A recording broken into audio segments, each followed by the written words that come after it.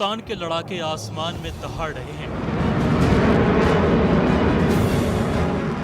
लद्दाख में एयरफोर्स के फाइटर्स गरज रहे हैं।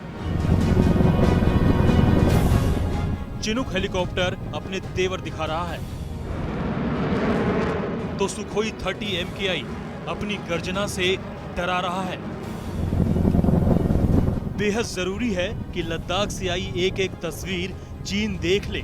आंखें खोलकर, सोच समझकर उसकी अक्ल की बत्ती जल जाएगी, क्योंकि हिंदुस्तान के जाबाज जमीन से लेकर आसमान तक कमर कस चुके हैं।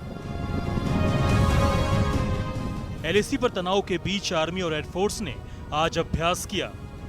लद्दाख में 11,500 से 16,500 फीट की ऊंचाई तक अभ्यास चला।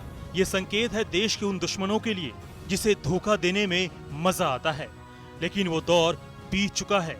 अब उसे अपनी खुराफात का फायदा उठाने के लिए सोचना पड़ेगा। एक साथ 5 Su-30 अगर हमें आसमान में नजर आते हैं, इसका सीधा मतलब होता है कि आप अपनी ताकत अपने दुश्मन को दिखा रहे हैं स्पष्ट तौर पर। जहां तक सीमाओं का सवाल है, वहां पर हमारे भारतीय सेना के जवान लगातार तैनात हैं, जो लेह में मौजूद रहते हैं। उनकी ट्रेनिंग उस हिसाब से चलती रहती है, तो वो लगातार न सिर्फ फॉरवर्ड एरियाज में बल्कि यहां पर बेस पर भी ये सारे जवान और वायुसेना, क्योंकि वायुसेना हम इतने दिन देख रहे थे कि एक साथ संयुक्त आप नहीं देखते कि सारे विमान फाइटर एक साथ उड़ान भर रहे हों, और इसे अपने दबदबे के तौर पर ज्यादा देखा जा सकता है। सोच समझकर, फूक फूक कर भारत एक एक कदम आगे बढ़ा रहा है, तभी तो चीन की हर चाल का मुंहतोड़ जवाब देने की तैयारी है। लद्दाख के 1500 किलोमीटर LAC पर भारत ने तैनाती बढ़ा दी है। चीन के एक जवान के मुकाबले भारत ने 5 जवान LAC पर तैनात कर दिए हैं। 20,000 जवानों को ऊंचाई पर तैनाती के लिए तैयार किया गया है। गलवान घाटी में भी जवानों की तादाद बढ़ा दी गई है। हजारों फीट की ऊंचाई वाले इस इलाके में जिंदगी आसान नहीं, लेकिन अपनी एक एक इंच जमीन की निगहबानी के लिए जाबाज विपरीत हालात में डटे हुए हैं।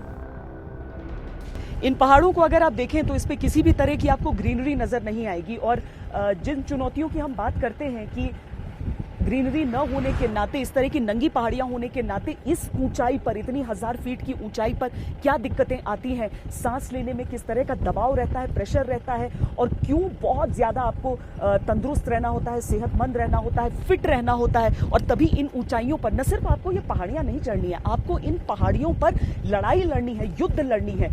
और चीन ने क्या कोशिश की है कि इसी तरीके से जो वैली को सराउंड करती हुई जो पहाड़ियां हैं, उनकी ऊंचाई की जगहों पर वो अपनी जगह ले ले। यहाँ पर दरअसल सिविल मूवमेंट की इजाजत नहीं होती है। एक गांव तक वो इलाका है। हम जो आपको दिखा रहे हैं हिस्सा, लगभग आप समझ लीजिए कि ऐसी ही नंगी पहाड़ियां, ऐसी ही चोटियां रहती हैं जहां पर हमारे सैनिकों को डिप्लॉय होना होता है, जहां पर उन्हें हमेशा तैनात रहना होता है, इस मौसम के खिलाफ भी लड़ाई लड़ते हुए और उस चीन के खिलाफ भी लड़ाई लड़ते हुए।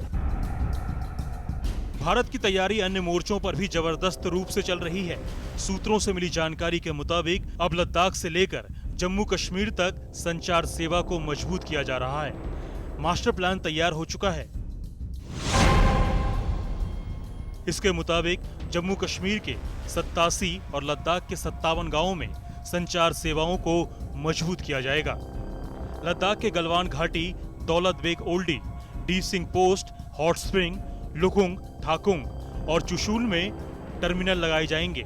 केंद्रीय संचार मंत्रालय ने इन इलाकों में 134 टर्मिनल लगाने का फैसला किया है।